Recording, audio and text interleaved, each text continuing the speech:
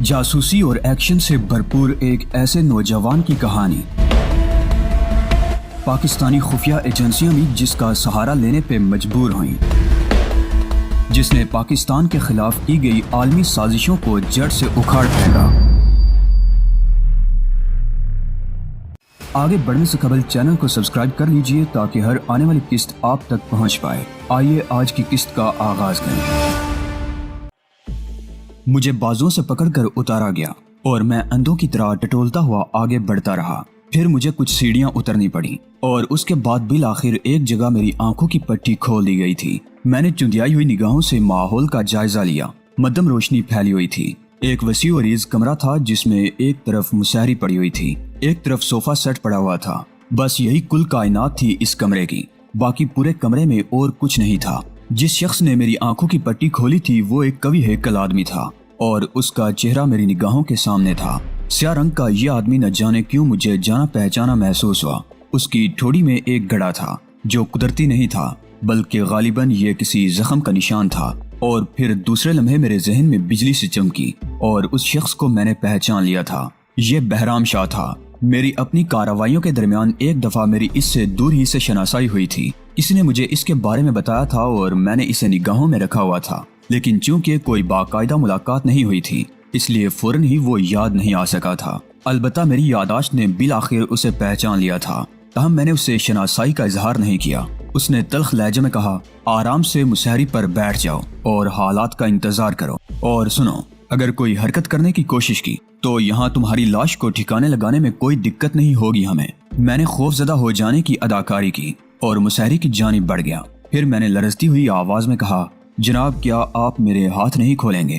نہیں، تو ہم کانا لہجے میں کہا گیا اور وہ واپس پلٹ پڑا۔ بہرام شاہ کے ساتھ دو آدمی اور بھی تھے جو میرے صورت شناسا نہیں تھے، لیکن جب وہ دروازہ بند کر کے چلا گیا تو میں اس کے بارے میں سوچنے لگا۔ بہرام شاہ، اس شخص کو مجھ سے کیا پرخاش ہو سکتی ہے اور میرے اغوا کرنے کی کیا وجہ ہے؟ بہرحال میں نے خود بھی دل میں فیصلہ کیا تھا کہ اپنی طرف سے کوئی کارروائی نہیں کروں گا، نتیجہ تو بالآخر سامنے آ ہی جائے گا۔ مجھے یہاں تک لانے والے بلا وجہ ہی یہاں نہیں لائے ہوں گے، اور نتیجہ سامنے آنے میں زیادہ دیر نہیں لگی۔ مجھے یہاں آئے ہوئے 20-25 منٹ سے زیادہ نہیں ہوئے تھے۔ ایک بار پھر دروازہ کھلا اور کوئی اندر داخل ہو گیا۔ اس کے عقب میں کوئی دوسرا بھی تھا اور سیڑھیاں اترنے کے بعد انہوں نے دیوار پر لگے ہوئے سوئچ بورڈ پر تباہ آزمائی کی اور کمرے میں تیز روشنی پھیل گئی۔ اس روشنی میں میں آنے والے کو دیکھ سکتا تھا، اور جسے میں نے دیکھا اسے دیکھ کر میری آنکھیں حیرت سے پھیل گئیں۔ یہ ناصر پاشا تھا اور اس کے پیچھے بہرام شاہ کے علاوہ اور کوئی نہیں تھا۔ ناصر پاشا آہستہ آہستہ آگے بڑھتا ہوا میرے سامنے پہنچ گیا۔ اس وقت اس کی شخصیت بہت خوفناک نظر آ رہی تھی۔ میں یہ طے کر چکا تھا کہ مجھے اس کے ساتھ کس طرح پیش آنا ہے۔ میں نے اپنے چہرے پر شدید حیرت کے آثار پیدا کر لیے تھے اور متعجبانہ انداز میں منہ پھاڑے ناصر پاشا کو دیکھ رہا تھا۔ جب وہ میرے پاس پہنچا تو میں نے تعجب بھرے انداز میں کہا، انکل آپ؟ جواب میں ناصر پاشا مجھے گورنے لگا۔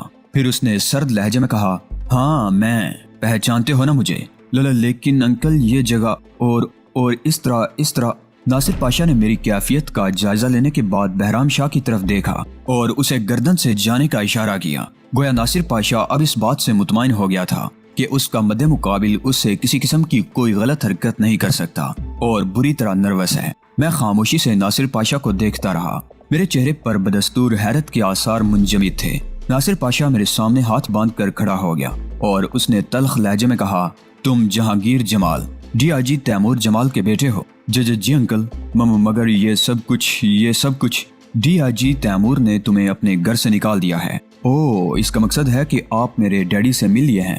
میں نے اپنے انداز میں تبدیلی پیدا کرتے ہوئے کہا، نہیں، میں نے کسی سے ملنے کی ضرورت نہیں محسوس کی، لیکن تمہارے جیسے لفنگے آدمی کے بارے میں معلومات حاصل کرنا میرے لیے بے حد ضروری تھا، کیونکہ تم نے ایک ایسی جگہ ہاتھ ڈالا ہے جو تم جیسے احمقوں کے قابل نہیں ہے۔ میں سمجھا نہیں ناصر پاشا صاحب؟ سمجھو اور ضرور سمجھو، کیونکہ اسی میں تمہاری زندگی پوشیدہ ہے۔ اب میرے چہرے پر بھی ہلکی سی تلخی نمودار ہو چکی تھی۔ میں نے آہستہ سے کہا، اس کا مقصد ہے انکل کہ آپ نے مجھے اس طرح اغوا کر لیا ہے؟ ہاں، میں نے تمہیں اس طرح اغوا کرایا ہے۔ کیا یہ جائز قدم ہے انکل؟ پولیس والے کے بیٹے کے انداز میں گفتگو کرو گے، لیکن ایک بات ذہن میں رکھنا، تیمور جمال جیسے کئی ڈی آئی جی میری جیبوں میں پڑے رہتے ہیں اور میں انہیں دو کوڑی کا آدمی سمجھتا ہوں، سمجھے؟ اگر میں تیمور جمال کی مخالفت پر اترا ہوں तो उसकी नौकरी जा सकती है। मुझे तैमूर जमाल की नौकरी से कोई दिलचस्पी नहीं है, लेकिन मैं ये जरूर जानना चाहूंगा कि आपने मेरे साथ ये ज्यादती क्यों की है। इसलिए कि तुमने अपनी परवाज से ज्यादा ऊंचा उड़ने की कोशिश की थी। क्या तुम्हें ये अंदाजा नहीं था कि फिरदौस पाशा मेरी बेटी है? जिस वक्त मेरी उनसे मुलाकात हुई थी मुझे ये इल्म नहीं था नासिर पाशा साहिब, और इल्म हो जाने के बाद भी तुम उससे मिलते रहे, क्यों? मेरा ख्याल है इसमें आपकी इजाजत शामिल थी। मेरी इजाजत? नासिर पाशा तल्ख अंदाज में हंसा, फिर बोला, अब तुम इस सिलसिले में जुबान खोल दो और ये बताओ कि इसके पीछे क्यों लगे हो। मैं आप ही की जुबानी ये सब कुछ सुनना चाहूंगा नासिर पाशा साहिब। दौलत? क्या मतलब? सुनो लड़के, ये बात मेरे इल्म में आ चुकी है कि तुम एक जराइम पेशा इंसान हो।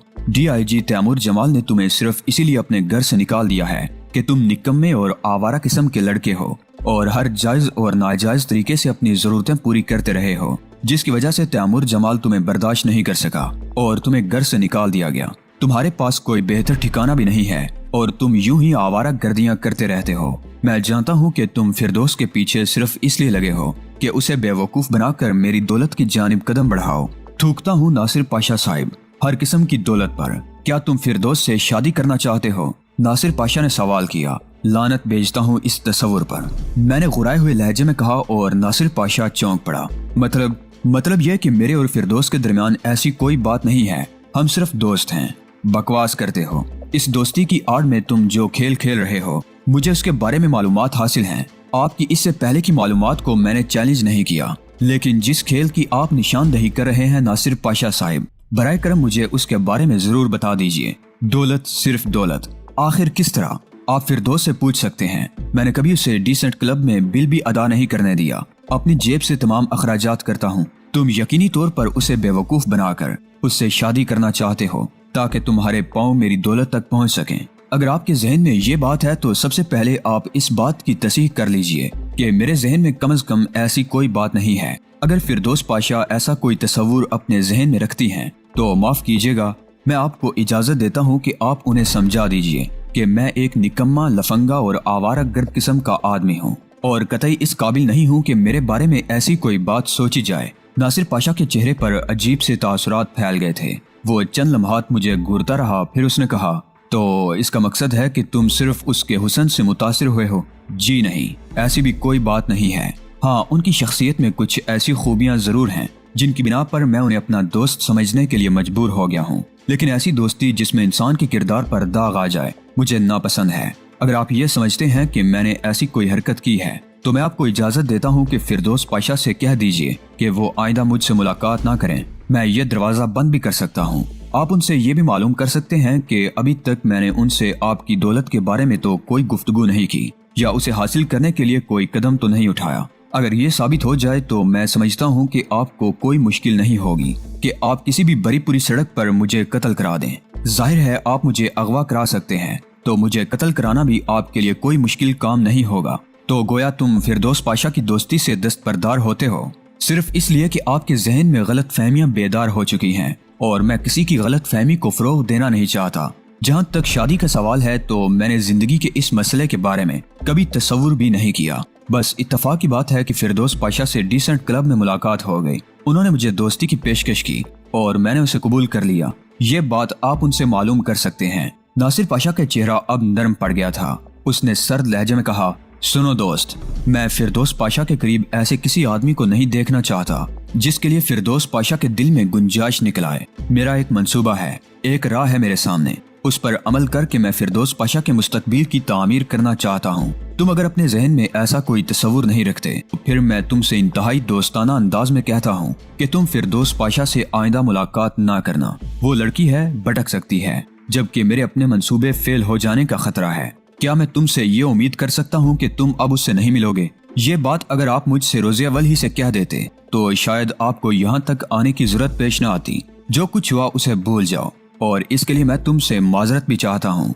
मैंने गर्दन हिलाई और जमीन को देखने लगा। नासिर पाशा पर मेरा वार कारगर हुआ था। उसने खुद ही आगे बढ़कर मेरे हाथ खोल दिए और फिर दोस्ताना अंदाज में मेरा हाथ पकड़कर अपने हाथ की शिकंजे में लेता हुआ बोला, मैं गलत फहमियों का शिकार हो गया था, लेकिन मुझे यकीन है कि अब तुम इस ख्याल को अपने जहन से निकाल दोगे। एक बाप की हैसियत से और एक दौलतमंद आदमी की हैसियत से मेरे मंसूबे कुछ और हैं। लड़कियां अहमक होती हैं, बहुत जल्द मुतासिर हो जाती हैं تاہم تمہاری صاف گوئی کی مجھے داد دینا پڑتی ہے۔ اور سنو، اگر واقعی تمہارے راستے وہ نہیں ہیں جو تم پر مسلط کر دیے گئے ہیں تو میں تم سے دوبارہ ملاقات کروں گا اور تمہیں ایک بہتر مستقبل کی پیشکش کروں گا، کیونکہ تم نے مجھ سے تعاون کیا ہے۔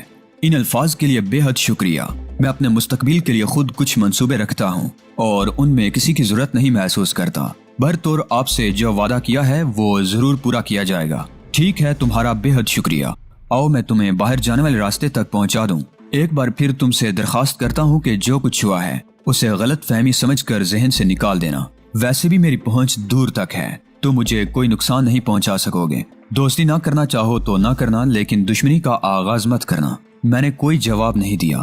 ناصر پاشا مجھے باہر تک چھوڑنے آیا تھا اور اس کے بعد اس نے میری کار کی چابی میرے حوالے کر دی تھی۔ میں نے کار سٹارٹ کی اور آگے بڑھ گیا۔ ناصر پاشا کو میں ایسے نہیں چھوڑ سکتا تھا، لیکن مجھے کامیابی حاصل ہوئی تھی اور میرا مشن آگے بڑھا تھا، ورنہ ان ناصر پاشا صاحب کو دوسرے حالات کا سامنا کرنا پڑتا۔ بہرحال میری کار آگے بڑھتی رہی اور میرا ذہن بہت سی سوچوں کا شکار رہا۔